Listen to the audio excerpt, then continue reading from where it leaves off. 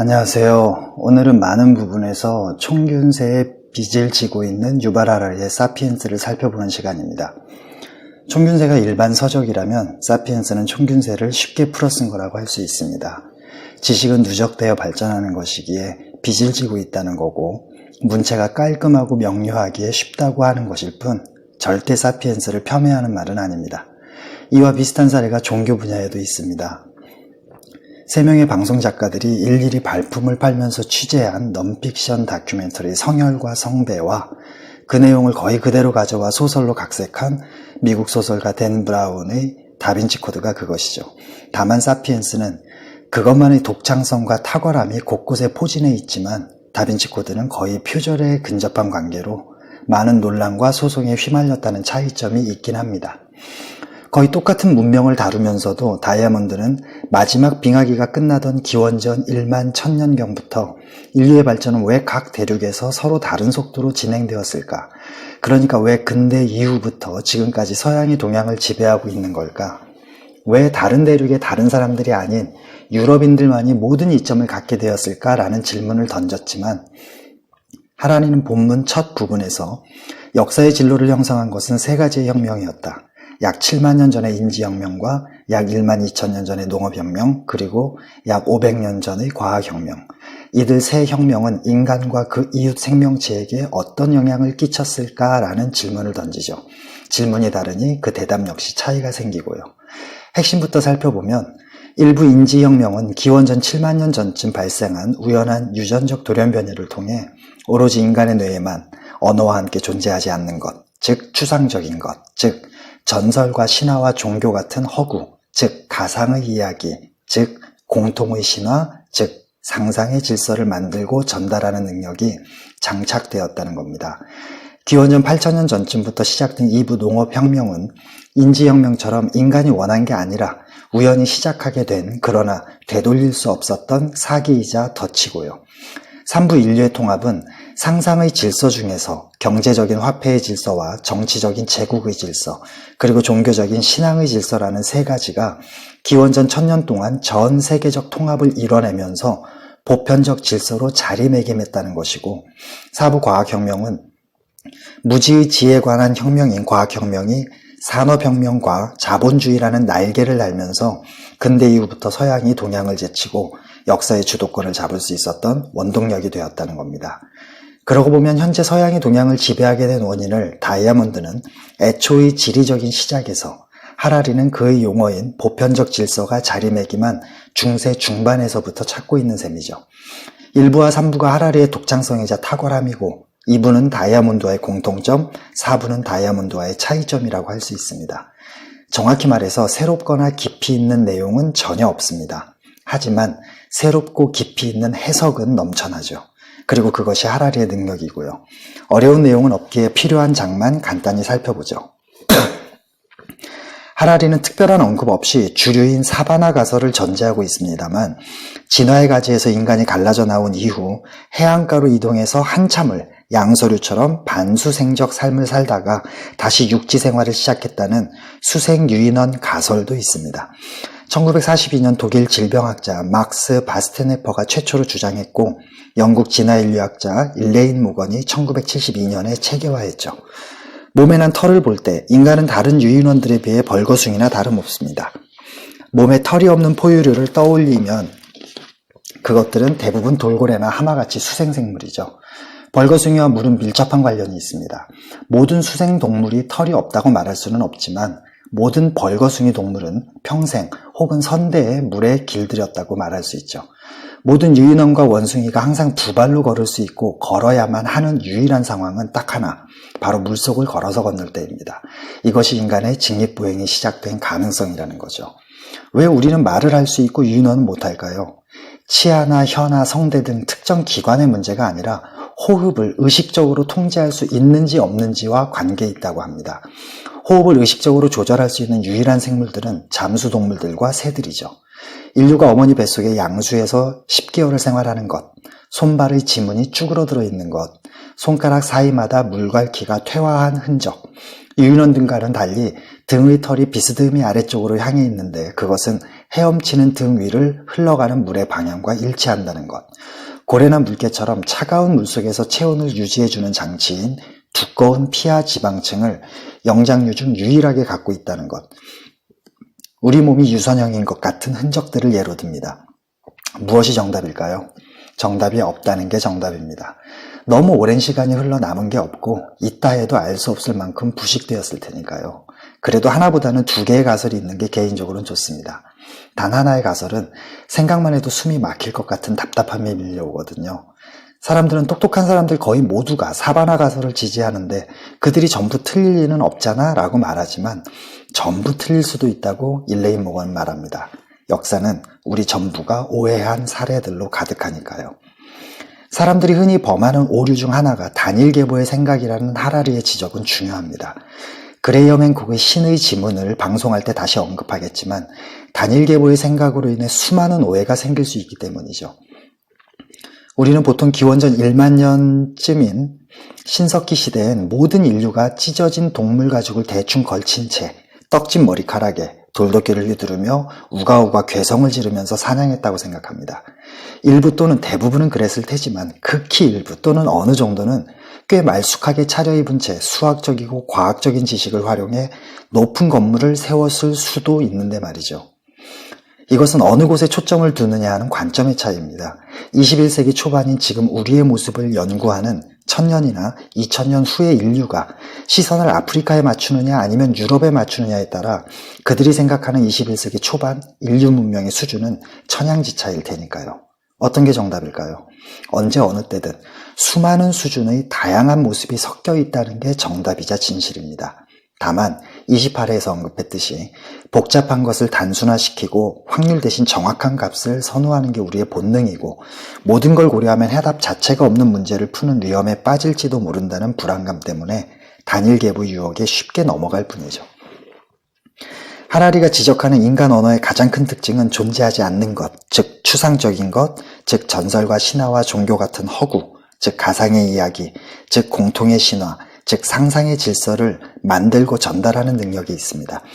바로 그 덕분에 덤바이수라는 자연의 임계값인 150명을 넘어 대도시와 국가와 제국가 지구촌이라는 엄청난 단위의 협력까지 가능하게 되었다는 거죠. 사실 허구는 거짓말이라는 단어와 밀접하게 연결되어 있기에 개인적으로는 가상이나 추상이라고 번역하는 게 더 괜찮아 보이지만 여하튼 이것을 하라리는 사피엔스가 성공할 수 있었던 핵심 요인이며 유전적 혁명이라는 교통체증을 우회하는 고속도로, 즉 문화혁명의 길이라고 표현합니다. 그래서 인지혁명 후에는 생물학이 아니라 역사적 서사, 즉 이야기가 사피엔스의 발달을 설명하는 1차적 수단이라고 말하죠. 그러면서 덧붙이는 월드컵 경기 중계 비유는 매우 멋집니다.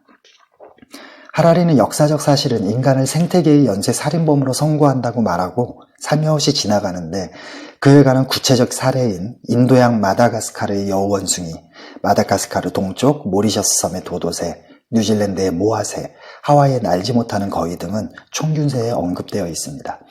이런 내용의 대홍수라는 제목은 조금 어색해 보이네요. 사피엔스가 연쇄살인범이라면 네안데르탈린의 멸종도 사피엔스와 충돌이라고 보는 게 가장 타당성이 높고 그것도 무기를 사용한 전투보다는 아메리카 원주민과 문명의 멸망처럼 전염병에 의한 것으로 보는 게 가장 타당성이 높아 보입니다. 기원전 8000년 전쯤 거의 함께 시작된 가축화와 다이아몬드의 작물화 및 식량 생산에 해당하는 농업혁명, 그리고 정착생활은 기원전 3500년 전쯤 도시 또는 도시국가의 모습으로 완료되면서 신석기 시대도 청동기 시대의 자리를 물려주죠. 농업혁명이 가져온 단점들에 대해서 하라리는 다이아몬드보다 더 구체적으로 주목합니다. 그러고는 농업혁명은 역사상 최대의 사기라는 유명한 말을 하죠. 그러면 누가 감히 인간을 상대로 사기를 친 걸까요? 사기꾼은 바로 힘들게 돌아다니지 않고 한 곳에서 더 배불리 먹을 수 있게 해주겠다고 유혹한 한 줌의 식물, 즉 밀과 쌀과 감자였고요. 구체적인 과정은 총균세에 언급되어 있습니다. 더 많은 사람을 더 열악한 환경에서 살게 만든 농업혁명은 부지불식간에 인류를 덮친 덫이기도 하고요. 농업혁명이 덫에 걸린 이유에 관해 하라리는 자신의 결정이 가져올 결과를 전체적으로 파악하는 능력이 없었기 때문이라고 말하지만 인간에게 애초부터 없던 그런 능력을 바라고 그런 능력이 없음에 안타까워하는 건 하라리의 잘못이라고 할 수 있습니다. 아무리 뛰어난 사람이라도 자기 시대의 패러다임을 뚫고 밖으로 나갈 수 있는 사람은 없다는 토머스 쿤의 과학혁명의 구조를 23회에서 언급한 미네르바의 올빼미는 황혼이 되어서야 날기 시작한다고 말한 헤겔의 법 철학을 근본적인 24회에서 언급한 가정 자체에 대한 물음은 해당 시대의 한계 내에서는 답할 수 없다고 말한 쿠르트 게델의 불완전성 정리를 거리 차원이 사회적 동물의 본능이라고 말한 26회 스티븐 존슨의 이머전스를 안다면 그런 생각조차 하지 않을 테니까요. 그렇다면 왜 이상한 변화가 감지되기 시작한 초기에 과감하게 농경을 포기하지 못했을까요? 19회와 21회에서 언급한 바 있듯이 세대가 거듭될수록 목적은 서서히 잊힌 채 익숙함이 습관이 되기 때문이고 하라리의 표현에 따르면 인구 증가로 인해 돌아갈 다리가 불타버렸기 때문이지만 총균세에 더 자세하게 언급되어 있습니다. 여하튼 어쩔 수 없이 뭔가 잘못되었음을 느끼면서도 갈 때까지 가는 수밖에는 없게 된 거죠. 지금의 인공지능과 스마트폰 그리고 유전공학에서 우리는 초기 농부들이 느꼈을 음울한 느낌을 똑같이 받고 있습니다. 하지만 우리 역시 방법은 없죠. 임시 변통식으로 당면 문제들을 해결하면서 갈 때까지 가보는 수밖에요. 1776년이라는 운을 찾아내 맞춘 게 눈에 띄는 기원전 1776년경의 함무라비 법전과 기원 후 1776년 미국의 독립선언문이라는 정치적인 문서, 그리고 나아가 모든 종교 교리와 이데올로기에 대해서 하라리는 모두가 허구이고 가상일 뿐 동서고금에 변함없이 적용될 수 있는 보편적인 원리 같은 건 없다고 말합니다. 이미 알고 있는 사실이죠. 24회에서 헤겔의 절대정신은 상대적인 시대정신일 뿐이라고 했으니까요. 그런 상상의 질서를 하라리는 피라미드라고 말하는 거고요.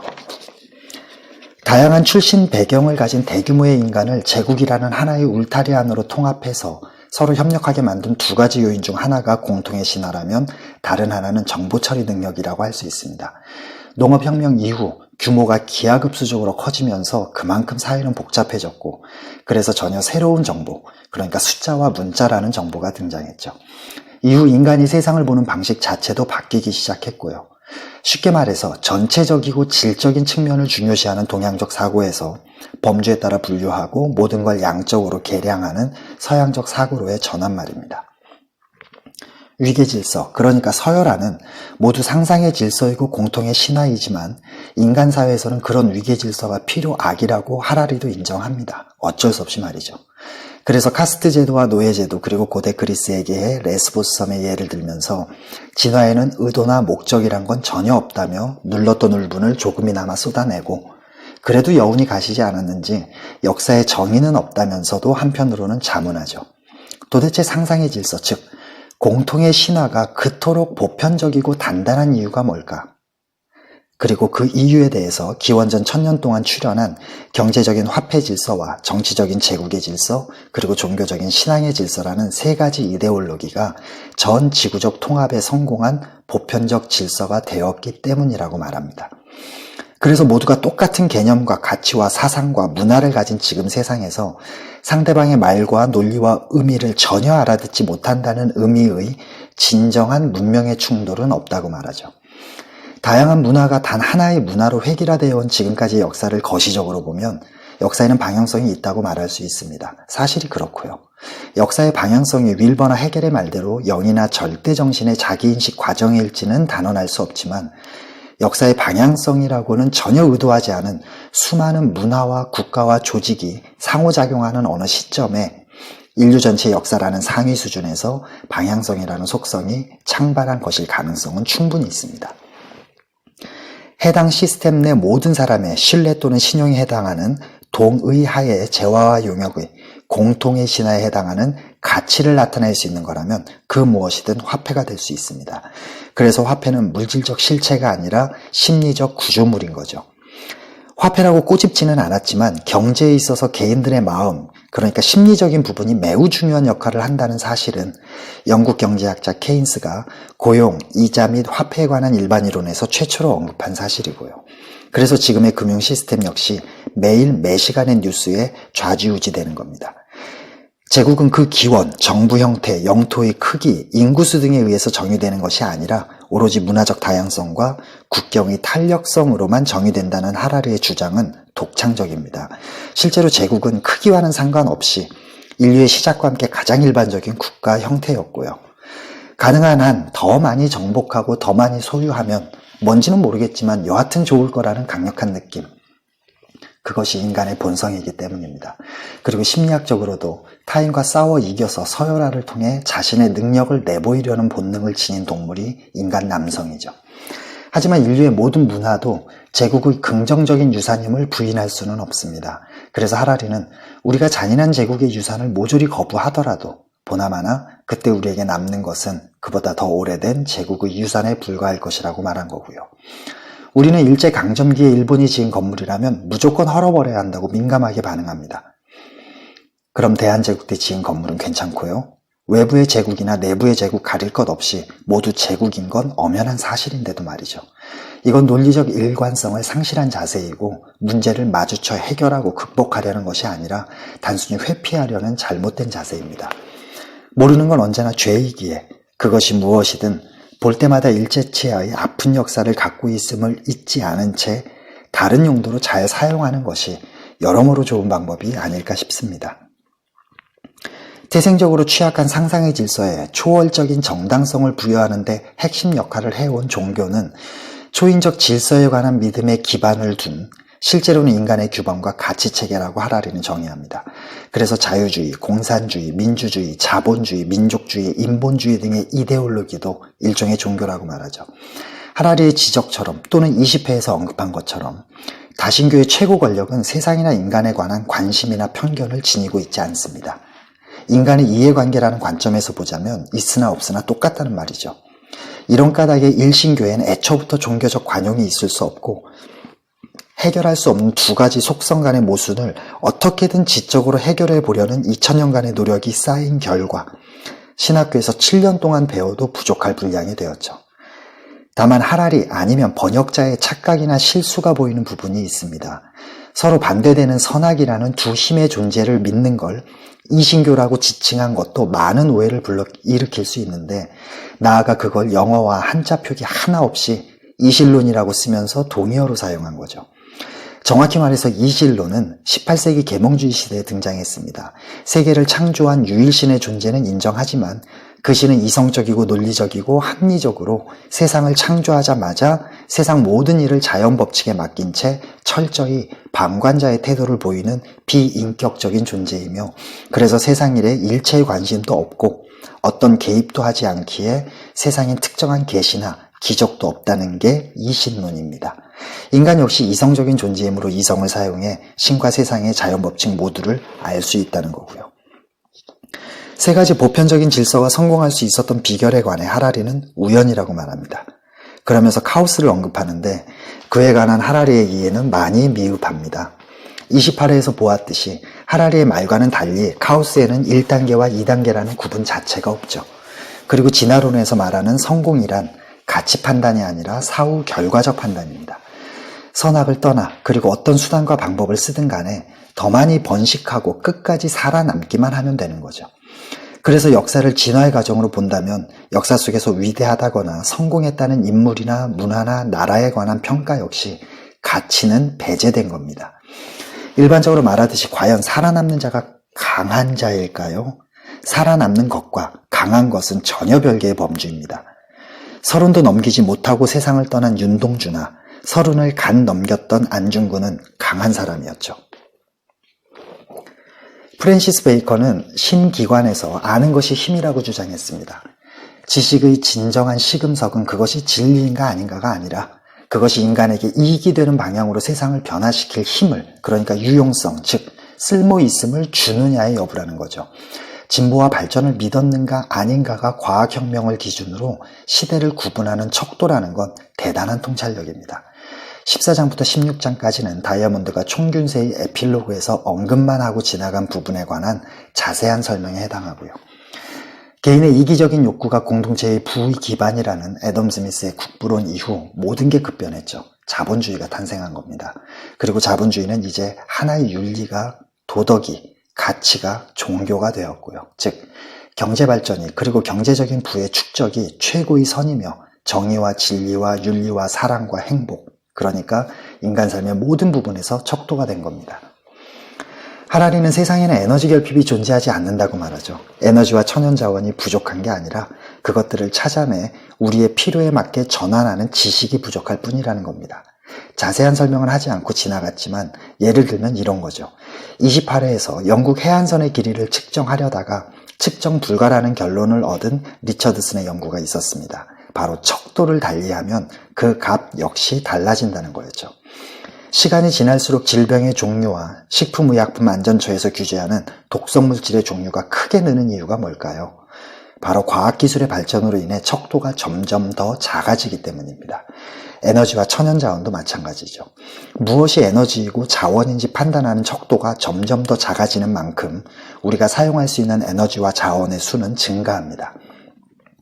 대부분 그리스도교도는 예수를 모방하지 않았고 대부분 불교도는 부처를 따르는 데 실패했으며 대부분 유생은 공자를 우라통 터지게 했을 것이다. 소비지상주의.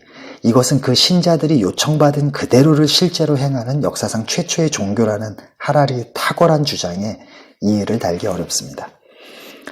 삶의 리듬이 실제 자연의 변화로부터 1880년 이후 인위적인 시와 분 단위의 시간으로 바뀌었고 가족이 해체되어 외롭고 고립된 개인들이 탄생했다는 게 산업화와 자본주의로 인한 가장 큰 변화라고 할 수 있습니다. 그러나 산업화 이전에 가족이 맡고 있던 역할을 대신하기 위해서 국가와 시장이 국민과 소비 공동체라는 상상의 공동체를 만들었다는 대목은 조금 어색합니다. 하라리는 사피엔스의 대미를 행복에 관한 고찰로 장식합니다. 16회에서 당장의 끼니와 주거를 걱정하지 않을 정도라면 그때부터 여러분의 삶을 이끌어가는 건 의미와 희망임을, 그때부터 추가되는 모든 소유는 사치이고 낭비이며 주변의 자연과 사람을 돌아보지 못하도록 여러분의 시야를 좁게 만들어 삶에서 감사와 감동을 없애고 걱정과 고통을 끌어들이는 불행의 원천임을 잊지 말자고 당부했었습니다. 이것이 하라리가 돈이 실제로 행복을 가져다 준다.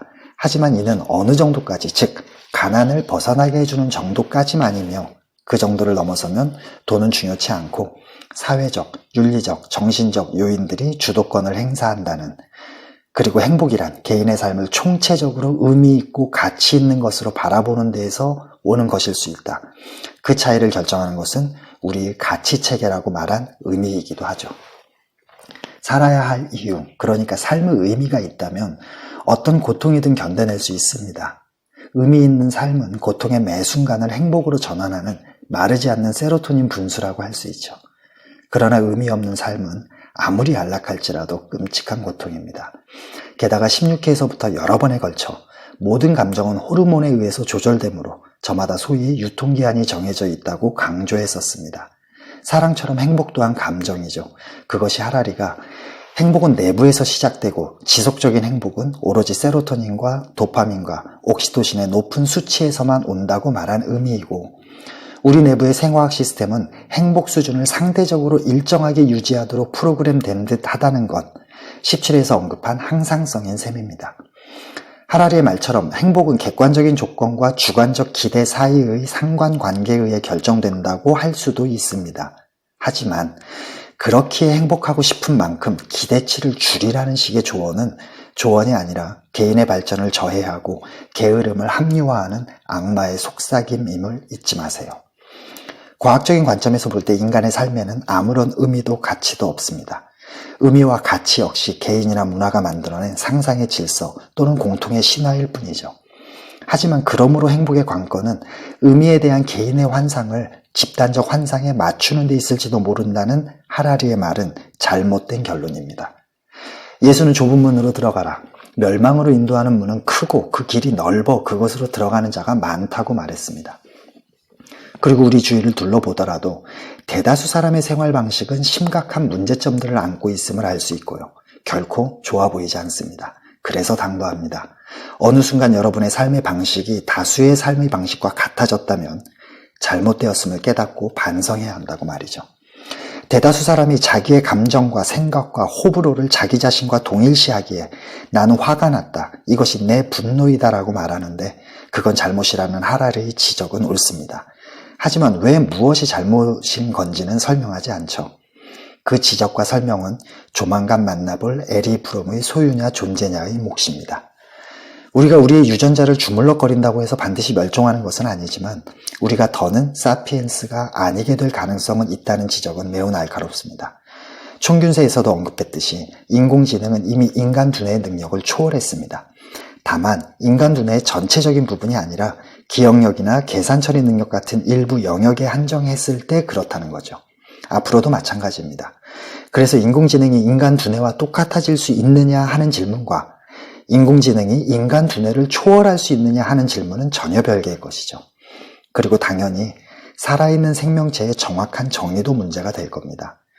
우리는 우리 세계의 의미를 부여했던 모든 개념, 즉 나와 너와 남자와 여자와 사랑과 마음과 영혼 같은 것이 완전히 무의미해지는 지점에 빠른 속도로 접근하고 있는지 모른다. 그러나 그 지점을 넘어서 벌어지는 일들은 그게 무엇이든 우리에게 아무 의미도 없다는 하라리의 말로 맺어질까 합니다.